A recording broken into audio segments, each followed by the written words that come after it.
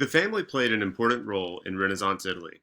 The family meant, first of all, the extended household or extended household, including parents and servants if the family was wealthy, and could also include grandparents, widowed mothers, and even unmarried sisters. Families that bore the same surname often lived near each other and might dominate an entire block. The family bond was a source of great security in a dangerous and violent world, and its importance explains the source of the vendetta in the Italian Renaissance. A crime committed by one family member fell on the entire family, ensuring that retaliation by the offended family would be a bloody affair involving large numbers of people. To maintain the family, careful attention was given to arranged marriages, often based around business or family ties. Details were worked out well in advance, sometimes when children were only 2 or 3. The important aspect of the contract was the dowry, where which was the promise of money by the father of the bride to the husband upon marriage. The dowry could involve large sums and was expected of all families. The size of the dowry was an indication of whether the bride was moving upward or downward in society. The father, husband, was the center of the Italian family. In his name, he was responsible for all legal matters, financial responsibilities, and made the decisions of his children's lives. The father's authority over his children was absolute until his death or until a formal hearing that would legally free his children at a certain age. The age of emancipation varied from early teens to the late 20s. The wife managed the household, a position that gave them a certain autonomy over their daily lives. The primary function of wives, however, was to bear children. Upper class wives were frequently pregnant. Poor women did not conceive at the same rate because they nursed their own babies.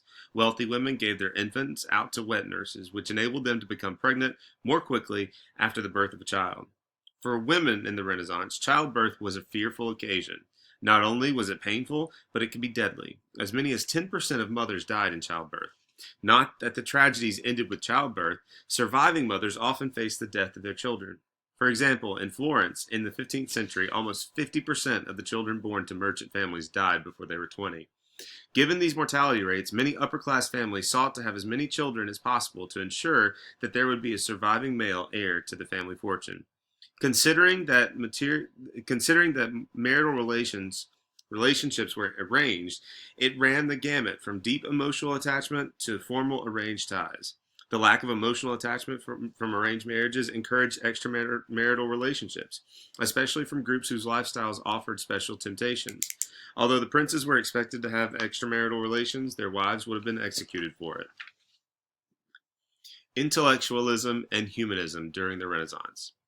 Individualism and secularism, two characteristics of the Italian Renaissance, were most noticeable in the intellectual and artistic realms. Italian culture had matured by the 14th century. For the next 2 centuries, Italy was the cultural leader of Europe. This new Italian culture was primarily the product of a relatively wealthy urban society. The most important literary movement associated with the Renaissance is humanism. Renaissance humanism was a form of education and culture based on the study of the classics. Humanism was not so much a philosophy of life as an educational program that revolved around a clearly defined group of intellectual disciplines, or liberal arts, including grammar, rhetoric, poetry, ethics, and history, all based upon the examination of classical authors. The central importance of literacy preoccupations in Renaissance humanism is evident in the professional status or occupations of the humanists themselves. Some of them were teachers in universities or private tutors for the elite.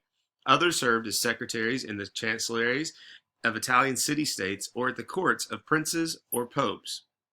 All of these occupations were largely secular, and most humanists were laymen rather than members of the clergy. Petrarch has often been called the father of Italian Renaissance humanism. Petrarch had rejected his father's desire that he become a lawyer and took up a literary career instead. Albeit a brilliant writer, Petrarch did more than any other individual in the 14th century to foster the development of humanism. He was the first intellectual to characterize the Middle Ages as a period of darkness.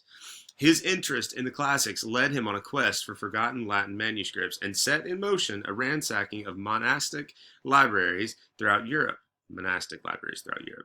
In his preoccupation with the classics and their secular content, Petrarch wondered whether he was sufficiently attentive to spiritual ideals. His worries, however, did not prevent him from inaugurating the humanist emphasis on the use of pure classical Latin, making it fashionable for humanists to use Cicero as a model for prose and Virgil for poetry. As Petrarch said, quote, "Christ is my God, Cicero is the prince of language." Humanism began to take hold in other facets of life. It became closely tied to politics and city pride in what many call civic humanism.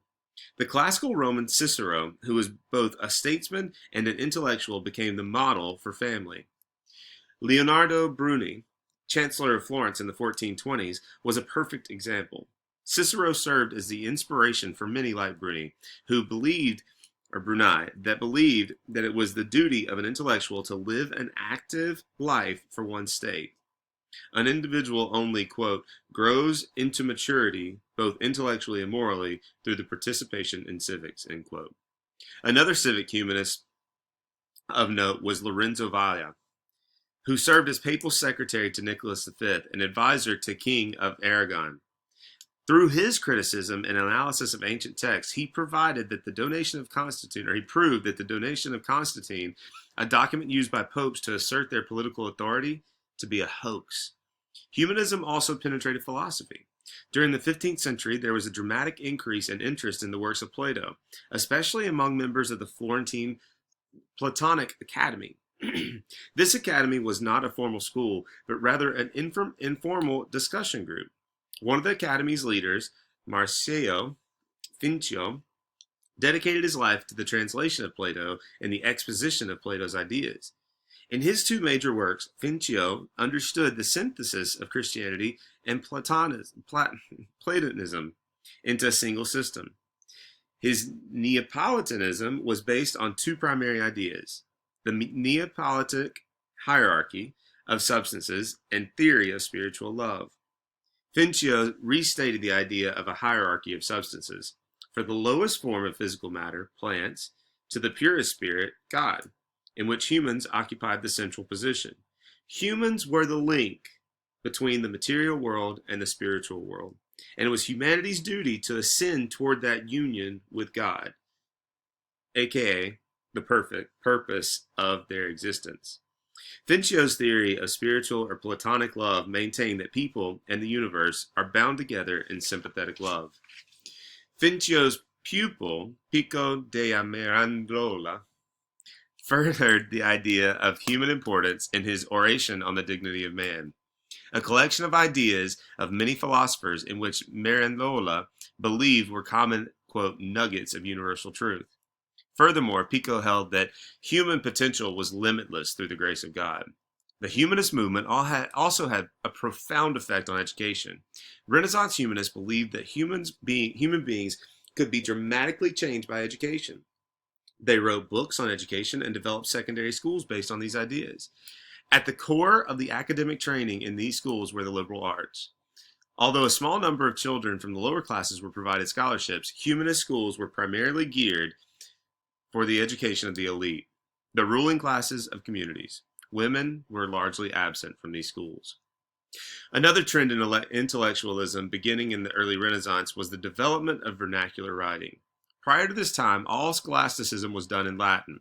The development of an Italian vernacular literature was mostly the result of the Tuscan triumvirate: Dante Alighieri, Petrarch, and Giovanni Boccaccio, all from Florence. Dante had come from a Florentine noble family that had fallen upon hard times. Although he had held political office in Republican Florence, factional conflict led to his exile from the city in 1302. Dante's masterpiece in the vernacular was the Divine Comedy, the story of the soul's progression into salvation. The poem was divided into three major sections: Hell, or Inferno, Purgatory, and Heaven, or Paradise. In the Inferno, Dante is led by the classical author Virgil, who is a symbol of human reason. But Virgil, reason, can only lead him so far. Symbolically, the Inferno represents despair. Purgatory represents hope. Paradise represents salvation. Like Dante, Petrarch was Florentine. However, Petrarch was more important in his contributions to humanism rather than his writings. Petrarch is known to be the perfecter of the Italian sonnet. Boccaccio is primarily known for his contributions to the development of Latin prose. His best known work, the Decameron, was set at the time of the Black Death. 10 young people flee to a villa outside Florence to escape the plague and spend the time telling stories. Boccaccio stresses cleverness and wit rather than piety and devotion. In It is the seducer of women, not the knight or philosopher, a pious monk, who is a real hero. This was a perfect representation of post-plague values.